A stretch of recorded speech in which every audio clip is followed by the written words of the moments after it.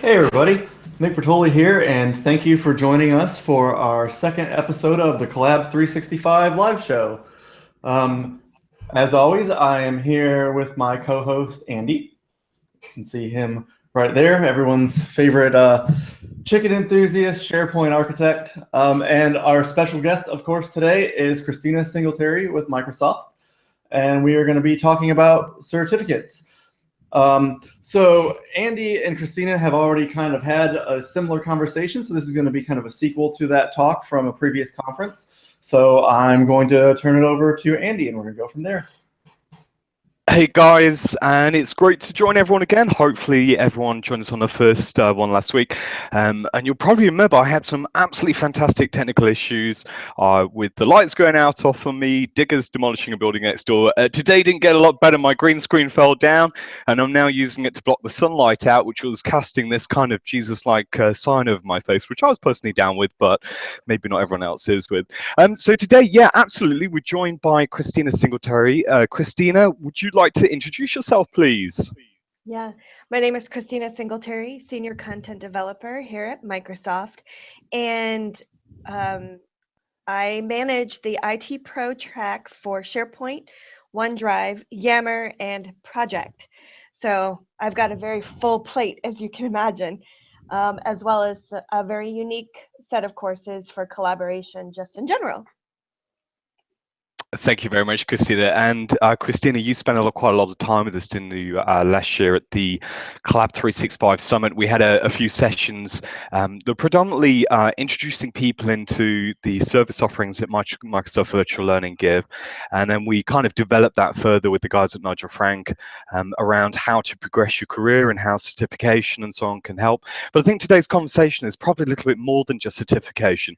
When we last spoke, the cloud delivery was quite rapid in services, but now it feels like not just every day, but every other half hour or so, there's a new kind of mention, whether it's through my network of friends on Facebook or through Twitter, or through the many emails I get. Am I just going crazy? I'm imagining the release cadence is rapid at the moment. Our release cadence for any type of new features for Office 365 come out monthly. And I'm even chasing them down in order to make sure that learning content is kept up to date. So that's, very challenging, as you can imagine. But we meet with our internal folks on every other week to discuss any potential changes that may be needed for learning content. So we have a really good relationship between the learning team and the product team. So how long have you been in that position, Christina, and how many people are actually within the teams? Because I find it quite interesting to understand a little bit more about how is Microsoft Virtual Learning made up. Well, we actually just merged with another team. So we have within learning, I want to say 150 uh, persons trying to create content for a lot of different tools and services. So the team I work with is cloud productivity, but we also have developers and we also have the Windows and Azure um, and academic. So we're able to kind of have this wonderful collection of people that oversees specific product, if you will. Cloud productivity, the team that I'm on, we have one, two, what did I think? 6 of us, 7 of us? I You're can't good at remember. maths, right? No, I'm an artist, I collaborate and talk with people. But we oversee Office 365, Skype, Exchange, and SharePoint specifically. And because I've had a background in Project and Yammer and OneDrive, that kind of also fits into our little happy world. So yeah, that's what we're doing. But And didn't you we, steal Tom Resing recently as well, if I what's remember that? rightly? When we were over last time, I was having some lunch with Tom Resing, or Reesing, I think we pronounce it. Sorry, Tom. And you guys had took him, hadn't you? Yeah, yeah. I have not worked with him too much, but we have acquired him. There's just a lot of changes that are coming just in general, and it's moving every day. So even I get into work and I've got a new email for fun changes to either the product or to our team. No, that's a really good point about changes. So there's two things I see here. First of all, the release cadence, as you confirmed to us, is monthly. But there's a second major change, and I think that's in the certification pass. Historically, we'd have an MCSC in SharePoint, which is around the SharePoint 2013, MCSA in Office 365, and so on. But it really wasn't that long ago when these were being rebadged, weren't they? And I think we touched a little bit on that at the summit. Could you give people a little bit of an overview about that may or may not already know about it? Well, certifications are constantly refining, and we're trying to simplify the approach and really make sure that people can acquire the skills that they need to be able to level up in their career or stay on top of their own certifications for the industry. And so in terms of SharePoint, we do have one exam rather than two for SharePoint, just due to the fact that the differences between 2013 and 2016, there wasn't too much of a architectural change. There was feature changes and consolidations and whatnot. So I made the decision when looking at that particular certification to consolidate it down to one. But there's also more components in there now for hybrid. So there's this new type of methodology that architects and IT pros need to acquire so that absolutely. they can stay current. Because I think the landscape for hybrid is that it's vague to a lot of people, and I personally don't want any IT pro thinking that they're not going to be relevant, because they are. Having a hybrid scenario in their back pocket is really important. So the certification will help validate that for an individual. Yeah, absolutely. I completely agree with that. When we talk about some of the labels, though, so now we've got MCSC Productivity Solutions Expert, haven't we? Out of curiosity, is there some kind of background as to how that naming convention came around? Was it very much industry driven, or do you think? Let me give you my stance on it. If I said to somebody before I had an MCSC in SharePoint, I get a bit of a blank stare unless they were familiar with the program. But if I say I'm a Microsoft Certified Solutions Expert in productivity solutions, well, that's got a lot more value to it. I'm just trying to understand, was that kind of your line of thinking as the rebranding of these? I wasn't involved just directly with the rebranding of things, but I definitely was asked about the productivity, right? Like that choice of words. And we're going down to this idea of simplification for targeting what somebody does, right? Because SharePoint is just one productivity tool, right? And with the collection of Office 365 and the cloud being our first focus, right? There's a lot that goes within Office 365 that will help people be collaborative. So, and at the same time, help them be productive. Yeah, So absolutely. While it's simplified in terms of the name, it expanded in terms of what could be delivered by an IT pro. And there's also been a change in the way it's labeled as well, isn't it? Because as you mentioned, the new release cadence and the fact that you guys are working quite extensively to regularly update the training materials. We're no longer in that kind of pattern, are we, where the MCSC or MCSAs or so on were valid for 2-3 years, because so much change can happen that now I believe that it's labeled by the year that you've taken the exam. That I cannot confirm. I will have to talk to my supervisor about that. I'm like, that's not inside information. This is something I saw. That if I took my MCSC in that, I would say MCSC 2016 or 2017. Yeah, that it is very specific. Yes. Yeah. Okay, so Christina, could you talk us through how you provide training resources at the moment? So if I were to go on to Microsoft Virtual Learning and I was starting out at some kind of path in Office 365 or SharePoint, obviously there's a lot of synergy between the two. Yeah. What would be the start of my journey, and what could my expectation be? Well, this is actually a very interesting question, because our team as a whole, we're focusing on creating really diverse tracks, right? And we've been taking content that typically would have been much larger that was in MVA, and we're moving that committed learning content to edX so that we can develop these really long learning paths that allow students to learn on their own time, right? With a capstone project and having more of a professional certification. So right now we have data science, right? And as we're Yeah, trying that's a particular hot topic, isn't it? yes, it is. And as we're bringing productivity into the mix, we have to decipher whether there's core pieces that a student would need to help fulfill the solutions expert or solutions associate type of methodology, right? And help to prepare them for the examinations that are associated to those as well. So we have a very complex scenario for the things that we're preparing. So for us, our tracks, while we have small little bits of learning on MVA that are specific to a product, whether it be SharePoint or Office 365 or OneDrive, etc., those are what we like to think of as more exploratory learning.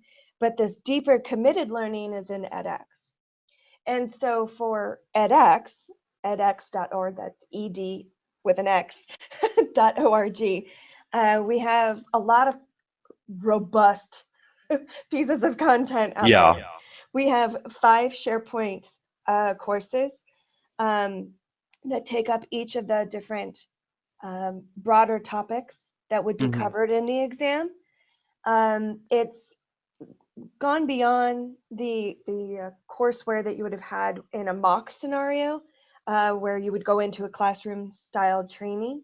Yes, but does that still exist? Is mock still available?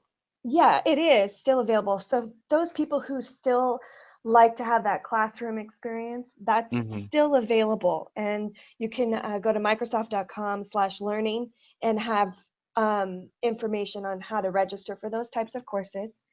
And then for edX, you have these 5 different courses, but in April, we're releasing 2 hybrid courses, which will have labs. Now, mind you, that's the cool thing. Sweet.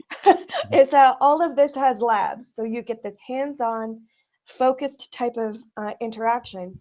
But that's just for SharePoint. We also have Office 365. I think there's 4 courses there. I know we just released a bunch for Skype and for Exchange. So these are all really kind of designed to give you the skills of what you need as an IT pro, with the idea that you may be wanting to take an exam in the future. So while they're not like directly tied to it quite yet, right? Yeah. You take these courses, you can then, get to this capstone of an exam. You're able to at least start to level up your skills, see where your pitfalls may be in order to prepare for the exam. Because it goes again back to that concept for SharePoint, that the architecture didn't really change, but the features did, right? Yeah, that's right. So you can practice and get all these skills and the methodology behind everything. And then when it comes time for you to take the exam, those gaps that you may have felt like you weren't really successful in the past, you were able to level up in a much smaller condensed training, which is important. Yeah. Nobody has a full week to give to going into a classroom scenario anymore, and we have to meet our students where they're most likely to learn.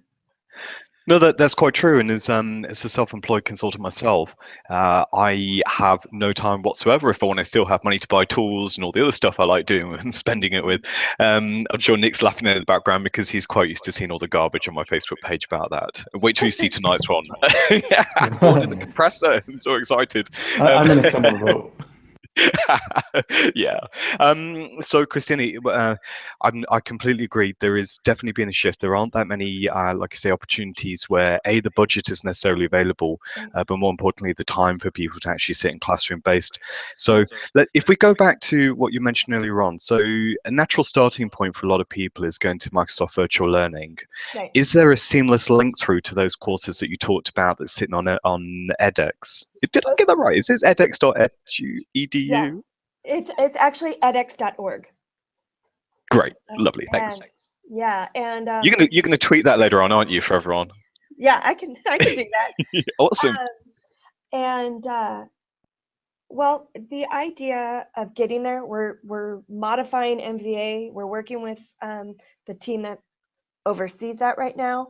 And for my courses, I always make a mention, go to edX, that you can then take the much broader course. I just Yeah. finished an 8-hour recording with Brian Alderman, who is He's awesome. yeah, he's awesome, and Yeah, we big were fan. able we were able to record 8 hours of content for workload optimization that's specifically going to be in MVA, Microsoft Virtual Academy.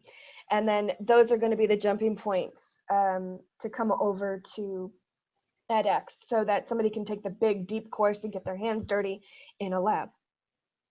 Oh, that's amazing. I didn't realize that you're engaging with Brian, and Brian's certainly one of the lead trainers in the SharePoint space for sure. In fact, he even drove me to my French to get a beer the other day because of a conversation we're having and the pictures he's posting. So Yeah. he's certainly living it up in the sunshine at the moment. Lucky guy. Yeah. Now, Christina, one of the things, so we talked about the entry points, the courses that are available, and so on, and hopefully people will understand the common sense benefit behind that. In fact, I'm going to deviate into a little story here. Many a time I've had people saying, "Oh, have you got any NCPs?" It's like, yeah, I have, pretty much so. And they say, "Oh, it's pretty pointless, isn't it? You don't really, get anything from it. I don't really get it. Blah blah blah."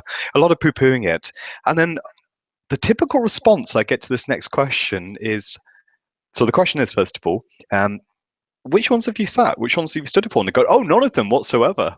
And I'm like, really? So how can you have a judgment call on it? And I think that's incredibly naive. It's a little bit like in the Isle of Man, we have this particular boat service.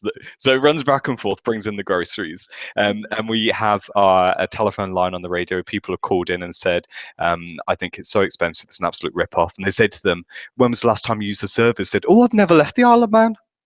So that's my comparison with it. If you're going to not see the value in something, you should try it before you actually discredit it. And I must say, I've certainly found a hell of a lot of really good content in MVA recently, and I wasn't quite sure until this conversation just how often it's been updated. But you're saying now there's a team of 150 people piling in, at least following the monthly release cadence.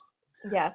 Now, and that's also too, we're also getting content that the product group is going out and recording, because our studios for the learning team are constantly booked. So we're actually getting it hit from both sides, and they're now coming to me with additional content. We're having 5 courses that are coming directly out of the product team, while there's small micro bits of content about anywhere from 15 to 30 minutes of a video. That's something that's consumable to someone. Again, it goes back to that idea of being very busy. So yeah, they're starting to blast my inbox, and we've got a bunch of things on schedule for the springtime. So and one thing that's probably worth mentioning there is the content is highly consumable in as much as it can be downloadable. I mean, I often download the content, stick it on my iPad, and watch it on one of my horrific flights, which is pretty much every week. And again, Nick will know what I'm talking about there. Last week it was struck by lightning. The week before, the first officer collapsed in the cockpit. Living the dream, I tell you. Now, Christina, when it comes to popularity of all the courses, I'm guessing you have some a little bit more advanced than regular analytics. You do keep quite a good eye on what people are consuming, and where there are certain popularity trends and consumption of that content. Do you focus more on that, or do you look at maybe why something isn't getting as much attention? I'm curious to know how you progress the content according to demand. Well, for me personally, I try to stay on top of the information, both what's here on campus, but then also what's in the community as a whole, and what people really use it for, right? I mean, that at the end of the day, that's how I decipher what's going to be more important. And a lot of times it's the workload optimization and search and productivity tools, right? Architecture, Yeah. we know how we need to deal with that. But at the end of the day, we need to have a better understanding of the productivity tools, right? Or the search capabilities so that we as IT pros can explain it to business stakeholders when we need to do a new development or make an argument to stand up a new farm or expand the servers to the most recent, latest and greatest, So having that complexity of how people are going to use it and how to make it more efficient and better for people, because that gains adoption, that gains people using it, that gains us to have a long career because we need to have more server space and Yeah, absolutely. Scalability, right? So yeah, go ahead. one of the things, Christina, just while we've got time remaining, we've got a number of questions that have come in, and I'm just looking at the most popular one here, and it says, "Dear Christina, where do I find the answers to the exam questions? Could you give us the answer to that, please?" By taking the courses. Okay, that was just from me. I'm not going to share but I do actually get that quite a lot. You naughty people at home, you shouldn't be doing that. Well, the funny thing is that there's a plethora of TechNet articles that really focus the attention on specific features within SharePoint, even from infrastructure to search, right? And to hybrid. So there's everything from the PowerShell code to the different parameters that you would need, et cetera, right? So that it does help to prepare you and isolate information that you need, right? Yes. Now, it's something that I have been, like hearing, well, the exam has a lot of PowerShell. I don't do PowerShell, right? There is a course coming out in April for specifically PowerShell, administering SharePoint with PowerShell. Hey, we've made a few announcements here today about some of the stuff that are coming up, those new courses. If people want to know more about that, do you guys actually have a blog that we can keep up to date with, a bit like with Office 365 and so on? I have made that request, and it is in the pipeline. Don't know where it is in that pipeline. Yeah. I do know that you can stay up to date for anything for Office 365 from Microsoft.com. So and also the developer network is really helpful as well. So I want to bring Nick into the conversation here because Nick's been fielding a number of the questions that have been coming in. So Nick, could you put a few of those to Christina, please? Sure, I guess I should actually open those in front of me. I know some of the questions that you've kind of already answered. A lot of them were about where can you go to get this information, and of course it's edX, and you can go to the Virtual Academy as well. I think there were some questions around the consolidation of the certifications, for example, the development ones. Someone specifically asked, is there going to be any replacement for like the SharePoint development tests? As of right now, I had a discussion with Bill there about that specifically, and they're considering it because there is more of this app model that's coming into play with SharePoint, and it's really important to understand how to develop those types of apps for SharePoint. So that's under consideration for coming back to having a certification. But right now, I have not heard if the product group wants to move forward with that or not. Okay, great. I'm going to interject on that one just out of curiosity. I wouldn't be surprised, and this is my own personal assumption here, if perhaps they're a little bit on hold at the moment because we've got a change in the development standards as well. So things like the SharePoint framework, my personal view is we're going to see stuff slowly become, slowly I should say, eventually, things that you would, God, I made an assumption there, didn't I? How terrible.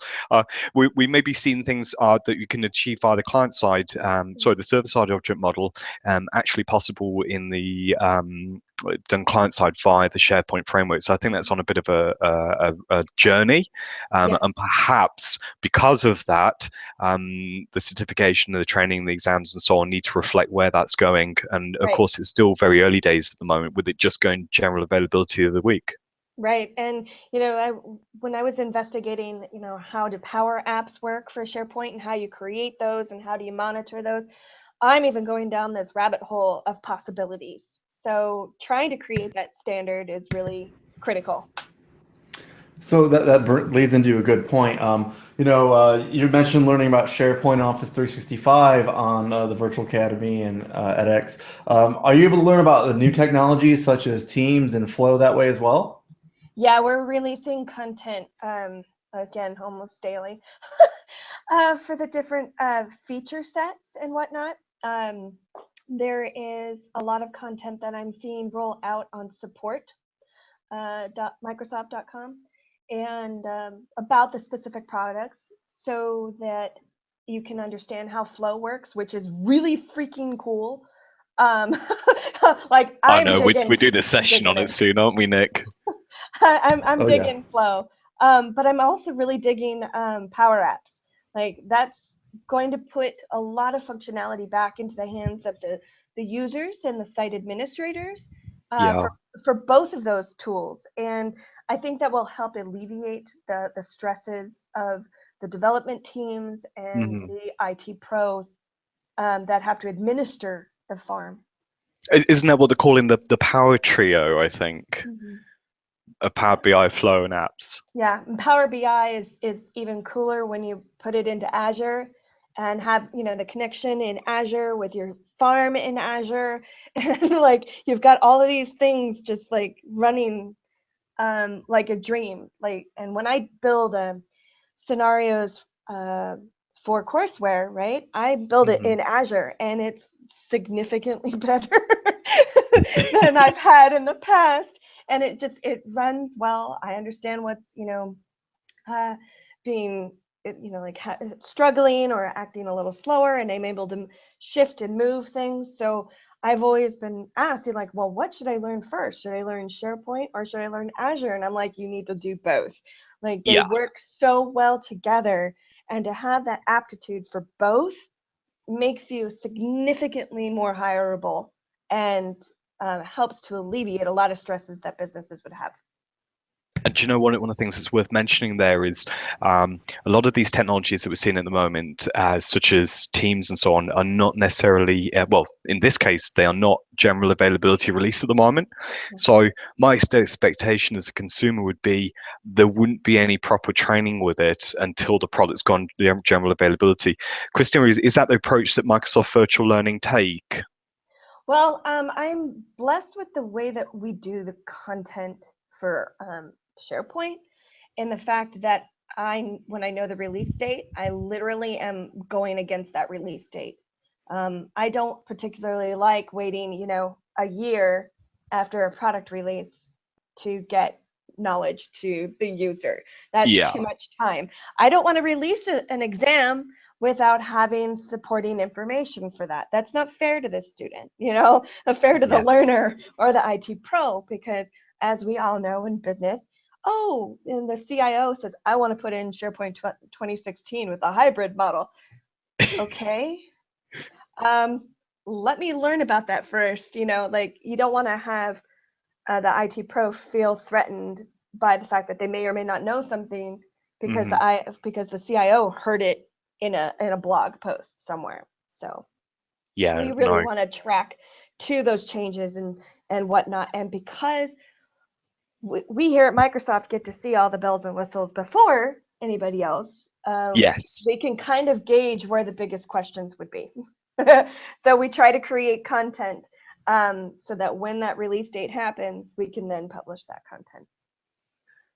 Christina, that's really useful, those responses. Really enjoyed that. We're coming a little bit close to the end of the session now. So, Nick, I wonder if you have any further questions of Monaco recently that we've missed? I do. I've got two. One of them is kind of a combined one. People want to know if, for example, if you are a daily SharePoint user, what certification path you might want to take. And then, I guess related, what if you're an Azure user? What certification path would you take there? Well, oh, great. Well, first of all, if you go to microsoft.com/learning, and then underneath the certificates and exams, you'll see the different categories and the deeper information about the different ones that are available to you. And because of this refinement for different skill sets and titles, if you will, for the particular exams, you'll see that some tracks are a little bit longer than others, right? So both Azure information and SharePoint information are located in this particular scenario. But if we were going to focus on SharePoint, we go to that productivity model and we click SharePoint. And then you will see within that there is the Office 365. So that's the MCSA, right? That's focused on Office 365, right? Because remember, we're moving people to the cloud. That's our first goal, is to get people to the cloud. But we understand that there's still going to be this on-premise need. So under productivity, that is where you have the MCSE for productivity that has a specific SharePoint examination within it. And there is a link within that for the preparatory resources that you would need, and continuing education. If you're already, proficient, you've been doing SharePoint 2013, you've been administering it, you're able to go, oh, I can take the 2016 exam, easy peasy. Well, just go through the different requirements and see if you need to beef up on certain skills. Okay, great. That was very helpful. I have one more question. It wasn't asked on the site, but it's for my own gratification. So the old MCSEs, they had a 3-year expiration on them. What about now that they've been consolidated? The MCSE productivity showed up in my email one day. How's the expiration work on those? To be honest, it's still a little vague to me. I'm not going to lie. I'm hearing that because of the Office 365 component, that they're going to request, that you take it a little bit more frequently to stay up to it. But we're working towards having certain learning content to help support that, so that if there's certain micro bits that are not included from your previous one, and you've taken it, let's say, last year, right? Maybe next year you will need to beef up on it again in order to make sure that you've got these components that were not included in that first exam. So I know right now that we're looking at how we can beef up the next SharePoint exam, and we're looking to hybrid to do that. And I definitely need to find that reference where I saw the year number being put alongside the certification that you've achieved. Yeah, it's the cool thing is, though, the thing that you can consider here is that these certificates now, because Microsoft has acquired LinkedIn, right, and we're working with them, we're able to get these certifications more known quicker on that social network of for business professionals. Right. So it's going to be a lot easier for that visibility to happen. So if you've got one from 2015, great, but if that's 2019 and you haven't beefed up your skills, the cloud's changed a lot at that point in time. So it's important to just stay up on that type of information. So I've got one last one there, really, Nick. Sorry to put you out the way there. No, you're good. Christina, for people starting out at the moment, where would you say the absolute hot topics are? If we look at things like Azure, Office 365, and SharePoint, and I know that's an extremely vague and broad at the same time question. Well, how I always answer people when they ask me this specific question, well, what should I do? Well, I ask, what do you want to do? Because at the end of the day, you may think that you really want to do app development in Azure, right? But you find that you really like to interact with people, so you start to gravitate towards productivity tools, right?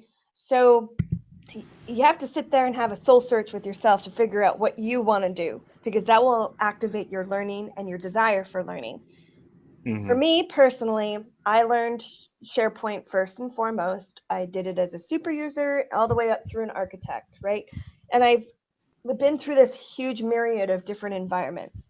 For me, now that Azure is out and about, learning Azure is really, really key to help support the and leverage SharePoint. But if you're if you are in an environment that does not have access to Azure, but they have their own farm that they've built with a variety of different tools, Yeah. then learn SharePoint. So you have to evaluate the pros and cons of all the different things. But I can tell you this, Office 365 will always be that middle ground that you can start with. And it's very cheaply accessible for people at home as well. They don't need to spin up anything. Just give your credit card details, pay a few pounds or dollars, whatever, a month, and yeah, you're up and running. And there's also you can administer it even as someone who has a personal tenancy. Yeah, you can, and you've got the developer tenancy as well, haven't you? The free licensing. So you've got all the tools. Yep. Well, I think Nick's finished beating the living daylights out of his microphone, as we could see flipping back and forth on the screen there. So from me, I don't have any further questions. Christina, this has been awesome as always. Like you say, things are changing, and you mentioned earlier on in the session that you have some new course material coming along in April and so on. So I'm going to stitch you up right now. You up for having a chat about that in the future? Yeah, sure. Why not? Fantastic. Well, always a pleasure. On hybrid, just in general. Oh yeah, we'll have to get Bill Bear on that one. He loves it, and so do I. So that's good. And Neil Hawkinson, who's in the UK. Oh yeah, of course. Yeah. Neil, he's just up the road in Manchester. I see him quite a little bit. Yeah. I believe he had a bit of a horrible flight from Dallas this week as well. Yes, he did. So, yeah. Swap all sorts of travel horror stories. I love to hear it when other people are suffering as well with it too. Aren't I nice? I'm going to hand back to Nick. Christina, thank you so much. It's been an absolute pleasure, and I'll catch up with you soon. Thanks, Christina. So I know we were trying to end this, but the best question came up that was so good to end on. But do you know if there's going to be any changes to the delivery of the certification exams in the near future? Virtual versus in person, all that good stuff. Well, right now there's both that is available. So it goes back to time and availability for a user that needs to take the certification. Okay. Great. All right. So that's all we have for today. Thanks again, Christina, for joining us. Next time, we are going to have two special guests. I'm going to be out traveling, and unfortunately, I have the same travel curse Andy has. So he will be running that by himself with our guests, Richard Moe and Richard D. Zarega. They will be talking about Teams extensibility, which is completely over my head, but I'm very excited to watch it. So I hope to see you guys there as well. Hey, and I'm not even a dev, so this is going to be super fun. But the great thing is we do actually have a URL for you guys to start posting your questions for that. Please do, otherwise it's going to turn into a comedy show just watching me drown horrifically. So please don't do that to me. Do bear in mind, the product is not general availability at the moment, so you are getting some really good exclusive insights into it. And we do have future sessions with some other big hitters in the community on this as well. Yep, exactly. We're going to do this every 2 weeks. We've got a nice queue of guests already lined up. So yeah, keep checking in every couple of weeks, and I hope to see you then. Even if it's just to see my technical failures. Especially to see Andy's technical failures. Right, I'm going to the pub. Thank you very much. Thanks, everybody. Have a good day. Bye.